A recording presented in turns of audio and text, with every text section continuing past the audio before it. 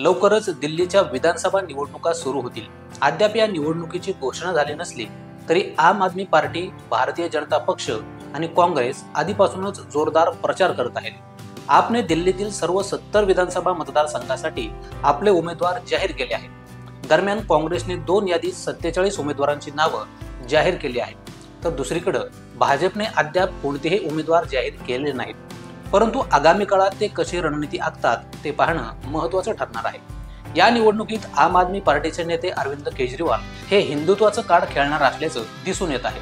कारण महात्मा गांधी यांच्यासह देवी लक्ष्मी आणि गणपती यांचे फोटो नोटावर पाहिजेत यासाठी आपण पंतप्रधानांसह रिझर्व्ह बँकेकडे मागणी करणार असल्याचं अरविंद केजरीवाल यांनी सांगितलं होतं। त्यामुळे केजरीवाल यांच्या या अनोख्या मागणीमुळे अनेकांच्या भुवया उंचावल्या आहेत।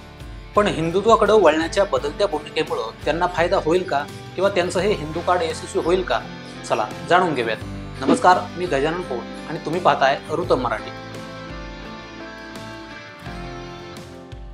राज्यात सरकार स्थापन झाल्यानंतर कोणत्याही राज्य सरकारला जनतेला समोर ठेवूनच ध्येय धोरण आखावी लागतात।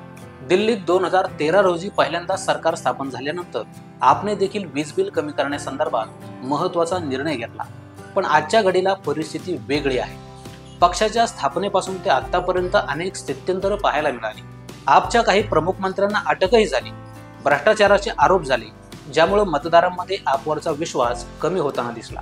खरं तर 2011च्या अण्णा हजारे यांच्या भ्रष्टाचार विरोधी चळवळीतून समोर आलेल्या केजरीवाल यांच्या नेतृत्वावर जनतेने विश्वास ठेवून त्यांना दिल्लीच्या मुख्यमंत्रीपदी बसवलं। मात्र भ्रष्टाचाराच्या विरोधात लढणारे हे नेतृत्व कालांतराने स्वतःच भ्रष्टाचार करेल असं कदाचित जनतेला चुकूनही वाटलं नसेल।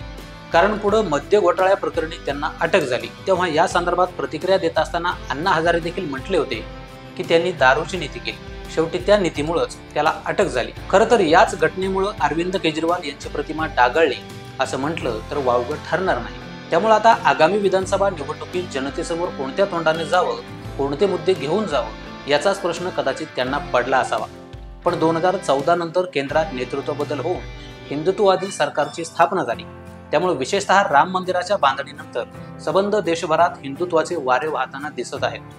पंतप्रधान मोदींनी खऱ्या अर्थाने हिंदूंना प्रतिष्ठा मिळवून दिली अशी भावना लोक व्यक्त करत आहेत। खरं तर सुरुवातीपासूनच भाजपने हिंदुत्वाचा मुद्दा पुढे रेटला आणि निवडणुका देखील याच मुद्द्यावर लढवल्या, त्यामुळे त्यांना फायदाही झाला। त्यामुळे देशात हिंदुत्वाचं वारं घोंगावत असताना आपणही आपल्या भूमिकेत बदल करावा असं त्यांना वाटलं असल्याची शक्यता नाकारता येत नाही। अर्थात त्यांच्या भूमिकेवर शंका उपस्थित होत असली तरी अखेर निवडणुकीच्या निमित्ताने का होईना त्यांना हिंदू मतदारांची आठवण झाली हे विशेष। पण या बदलत्या भूमिकेमुळे आम आदमी पार्टीला फायदा होईल का तेही जाणून घेणं गरजेचं आहे। खरं तर निवडणुकीत यश मिळवायचं म्हणजे आधी संघटनात्मक बांधणी मजबूत असावी लागते। मात्र गेल्या काही महिन्यांपासून आम आदमी पार्टीच्या गोटामध्ये सगळं काही आलबेल आहे असं म्हणता येत नाही। त्याचं कारण म्हणजे पक्षांतर्गत कलह। विशेषतः 13 मे रोजी जेव्हा आम आदमी पार्टीच्या राज्यसभा खासदार स्वाती मालिवाल यांच्यावर मुख्यमंत्र्यांच्या निवासस्थानी अरविंद केजरीवाल यांच्या सहकार्याने हल्ला केल्याची घटना घडली होती, त्यानंतर मालिवाल यांनी पक्षाला रामराम केला असला तरी या घटनेची खूप चर्चा झाली होती, ज्यामुळे अरविंद केजरीवाल यांच्यावर चौफेर टीका देखील झाली होती। त्यातच आता अरविंद केजरीवाल आणि दिल्लीच्या मुख्यमंत्री आतिशी मार्लेना यांनी विधानसभा निवडणुकीपूर्वी प्रत्यक्षात अस्तित्वात नसलेल्या योजनांचा लाभ देण्याचं आश्वासन देऊन महिला आणि वृद्धांची दिशाभूल केल्याचा आरोप भाजपकडून करण्यात आला। अशाच एका संजीवनी योजनेने वादाला तोंड फोडले। भाजप खासदार स्वराज यांनी ही योजना अस्तित्वात नसल्याचा दावा केला असून केजरीवाल यांनी केवळ आगामी निवडणुका डोळ्यासमोर ठेवूनच ही योजना सुरू केली आहे असा आरोप त्यांनी आपवर केला आहे। याशिवाय अरविंद केजरीवाल यांनी पुजारी आणि ग्रंथींना दरमहा 18,000 रुपये मानधन देण्याच्या योजनेची घोषणा केली होती। मात्र पुजाऱ्यांनी या योजनेची पोलखोल केली। ज्या मंदिरात या योजनेचा शुभारंभ करण्यात येणार होता त्याच मंदिरात पुजाऱ्याने या योजनेची पोलखोल करत केजरीवाल यांच्यावर हल्ला चढवला। 5 वर्षापूर्वी केजरीवाल यांनी यमुना नदीला सुरंग बनवण्याचा दावा केला होता, पण त्यात पुढे काहीच झालं नाही। यमुनेच्या पुलावरून जाताना दुर्गंधीचा सामना करावा लागला। पंजाब विधानसभा निवडणुकीत देखील त्यांनी अनेक आश्वासनं दिली होती, पण एकाही आश्वासनाची पूर्तता झाली नाही। आम्हाला तुमचे 18,000 रुपये नको।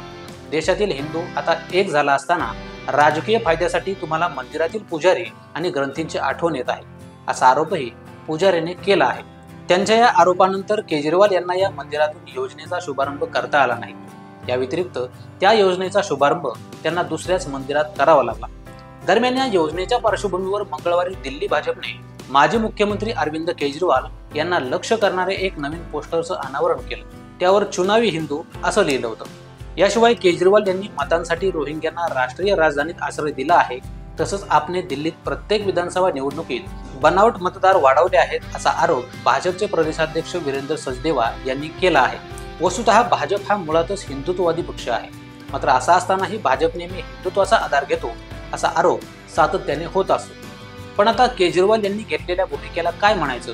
एकतर आम आदमी पक्षाची विचारसरणी पूर्णतः वेगळी आहे.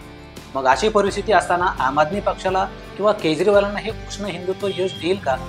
हा खरा सवाल आहे. एकूणच भ्रष्टाचाराचे आरोप, मद्य घोटाळा आणि आश्वासनांची पूर्तता न केल्याने केजरीवाल यांच्यावर होत असलेल्या आरोपामुळे त्यांच्या आणि त्यांच्या पक्षाबद्दलची विश्वासार्हता कमी होताना दिसत आहे. मग आता अशी सगळी परिस्थिती असताना प्रश्न असा निर्माण होतो की अरविंद केजरीवाल यांचं हे हिंदुत्व कार्ड यंदाच्या दिल्ली विधानसभा निवडणुकीत चालेल का? ते आम्हाला कमेंट करून जरूर सांगा आणि याचेच माहितीपूर्ण व्हिडिओज पाहण्यासाठी वृत्तम मराठी न्यूजला सबस्क्राईब करा.